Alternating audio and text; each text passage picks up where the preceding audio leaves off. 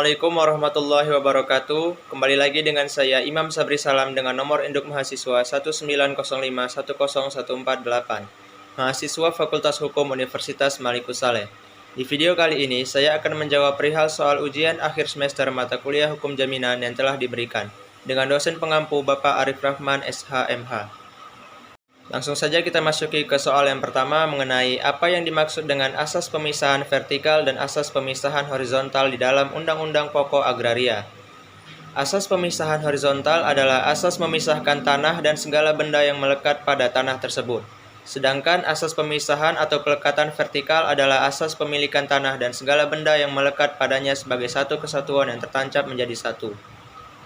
Berikutnya soal yang kedua mengenai apa yang dimaksud dengan privilege dalam KUH Perdata, jelaskan dengan contoh.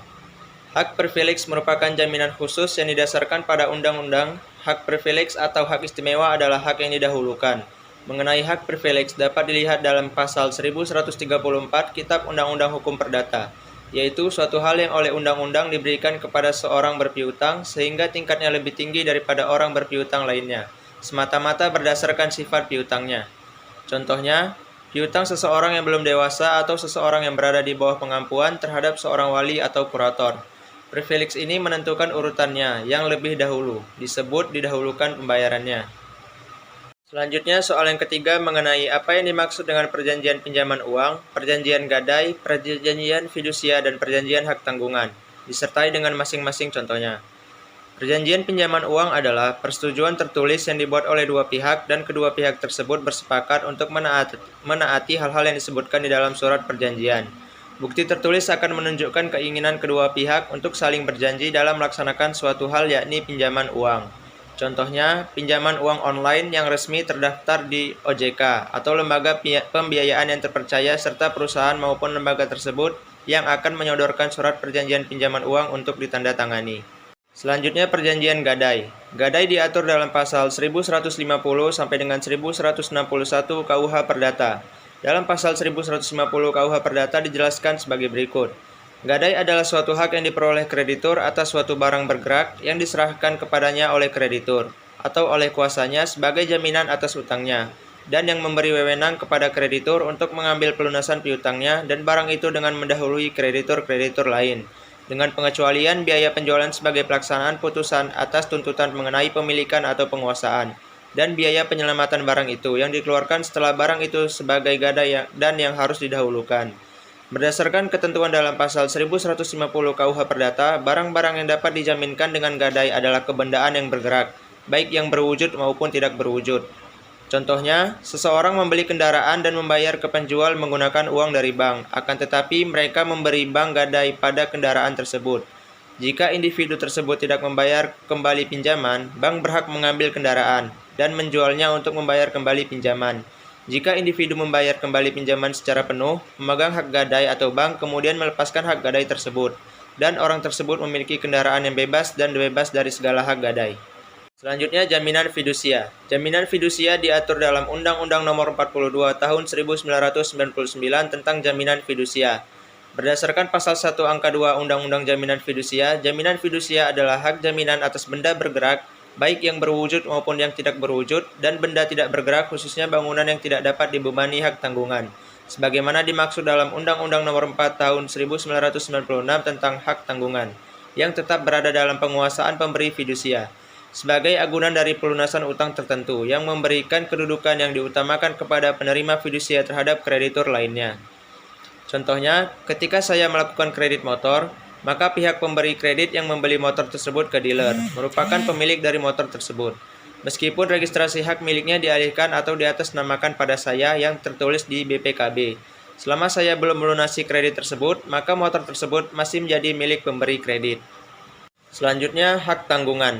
Pengaturan tentang hak tanggungan terdapat dalam Undang-Undang Nomor 4 Tahun 1996 tentang hak tanggungan atas tanah beserta benda-benda yang berkaitan dengan tanah.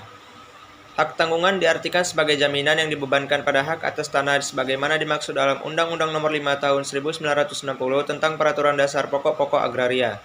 Berikut atau tidak berikut benda-benda lain yang merupakan satu kesatuan dengan tanah itu.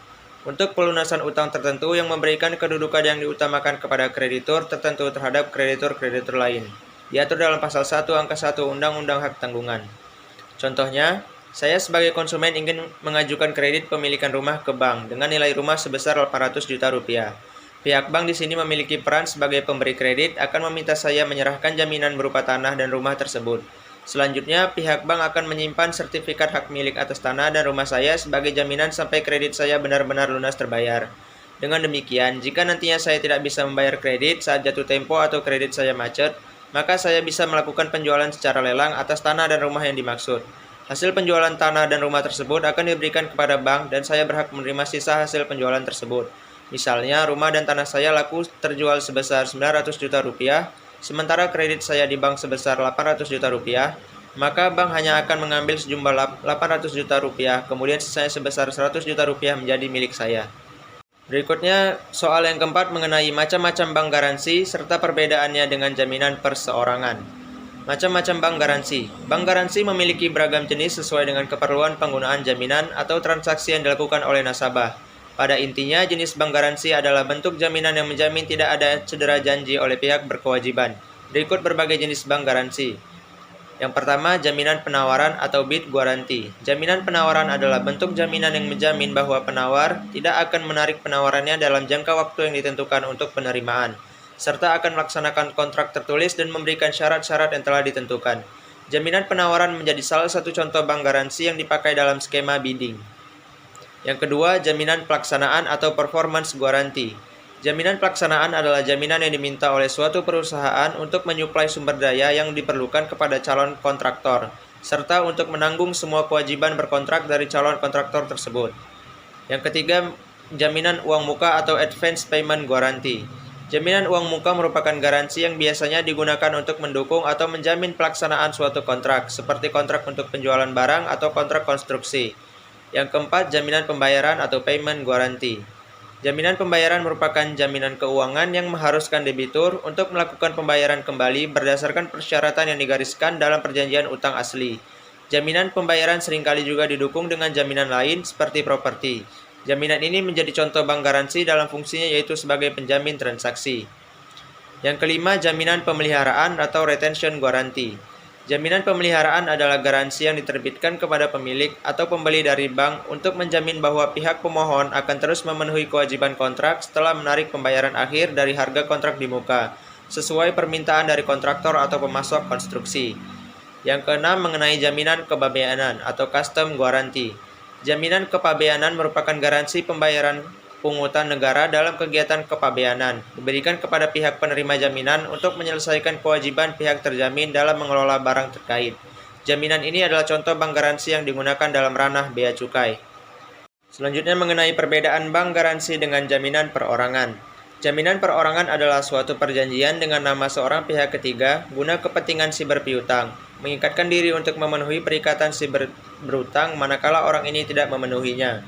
Unsur jaminan perorangan adalah A. Mempunyai hubungan langsung pada orang tertentu. B. Hanya dapat dipertahankan terhadap debitur tertentu. C. Terhadap harta kekayaan debitur umumnya. Sedangkan bank garansi adalah suatu jenis penanggungan di mana yang bertindak sebagai penanggung adalah bank. Bank garansi terjadi jika bank selaku penanggung diwajibkan untuk menanggung pelaksanaan pekerjaan tertentu atau menanggung dipenuhinya pembayaran tertentu kepada kreditur. Bank baru bersedia memberikan garansi jika kepada bank telah disetorkan sejumlah uang tertentu sebesar garansi yang akan diberikan oleh bank.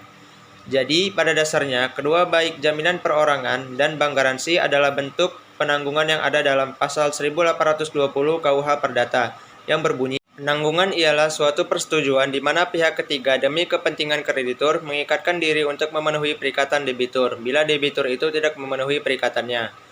Perbedaannya terletak pada siapa pihak ketiga yang memberikan penanggungan tersebut, apakah pihak ketiga tersebut adalah orang perorangan, badan hukum, atau bank. Selanjutnya soal yang kelima mengenai apa yang dimaksud dengan resi gudang dan proses terjadinya resi gudang tersebut. Jelaskan dengan contoh.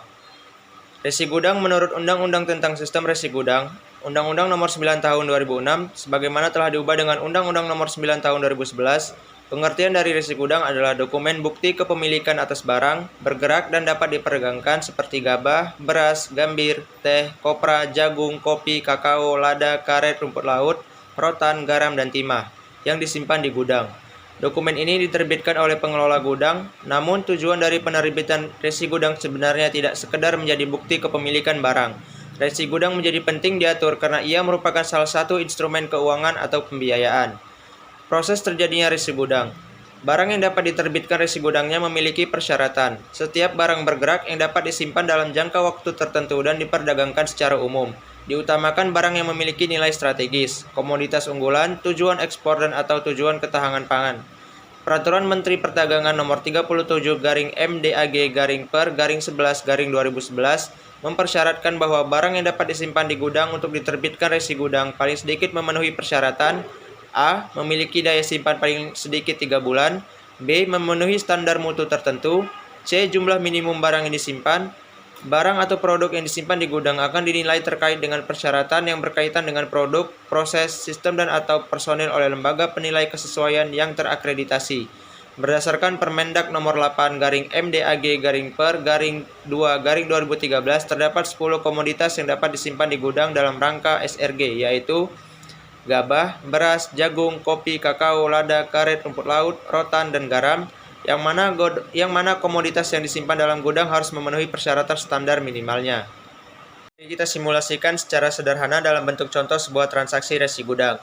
Katakan bahwa Ali adalah seorang pedagang beras yang telah membeli beras dari petani sebanyak 100 ton. Karena tidak punya gudang yang luas, maka Ali menyimpan berasnya itu ke pengelola gudang, yaitu PT Gudang Sejati. Jadi, beras secara fisik sudah disimpan di gudang untuk jangka waktu tertentu sesuai yang diperjanjikan. Untuk beras, jangka waktunya 3 sampai dengan 6 bulan. Untuk itu, PT Gudang Sejati menerbitkan resi gudang ini.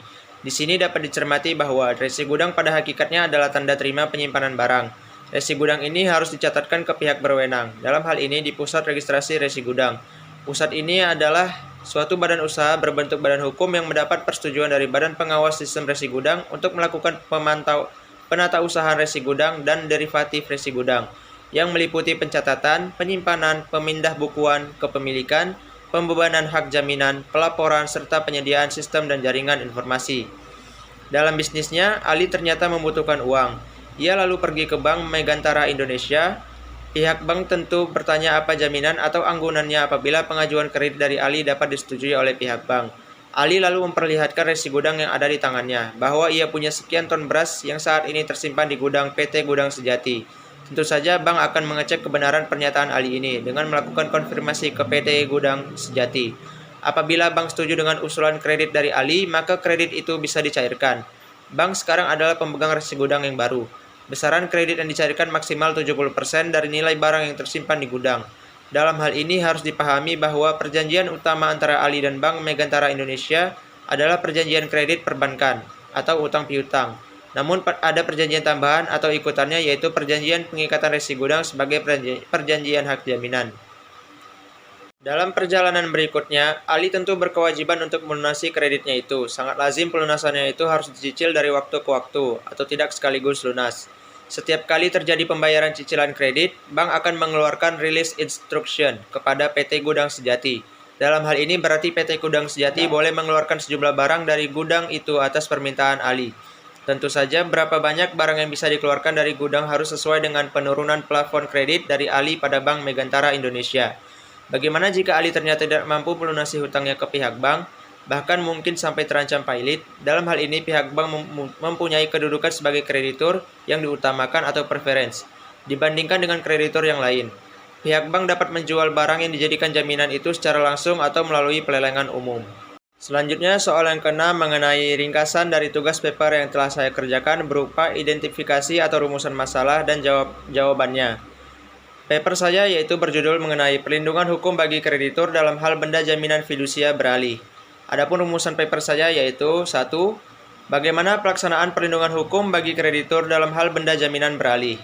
Pelaksanaan perlindungan hukum bagi kreditur dalam suatu perjanjian jaminan fidusia lahir dari pembuatan akta pembebanan jaminan fidusia yang dibuat secara notaril dan terus dipertegas dengan pendaftaran ke kantor pendaftaran fidusia demi mendapatkan sertifikat jaminan fidusia. Dengan didaftarkannya jaminan fidusia, maka asas publisitas terpenuhi. Ini merupakan jaminan kepastian hukum terhadap kreditur dalam pengembalian piutangnya dari debitur. Perlindungan hukum yang diperoleh kreditur dalam hal benda jaminan beralih adalah wajib didaftarkan sesuai bunyi pasal 3 dan tertuang dalam ketentuan pasal 23 ayat 2 Undang-Undang Fidusia. Bentuk perlindungan hukum yang dapat diberikan kepada penerima fidusia adalah mewajibkan kepada debitur supaya menyediakan jaminan pengganti yang setara nilainya, serta perubahan data mengenai penggantian jenis barang jaminan wajib didaftarkan.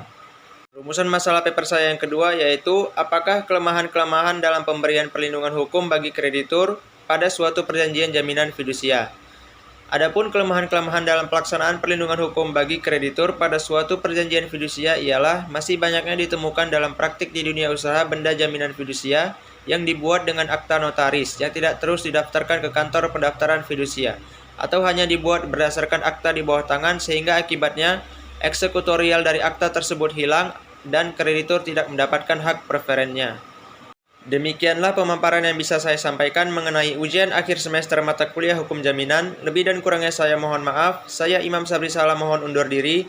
Terima kasih. Wassalamualaikum warahmatullahi wabarakatuh.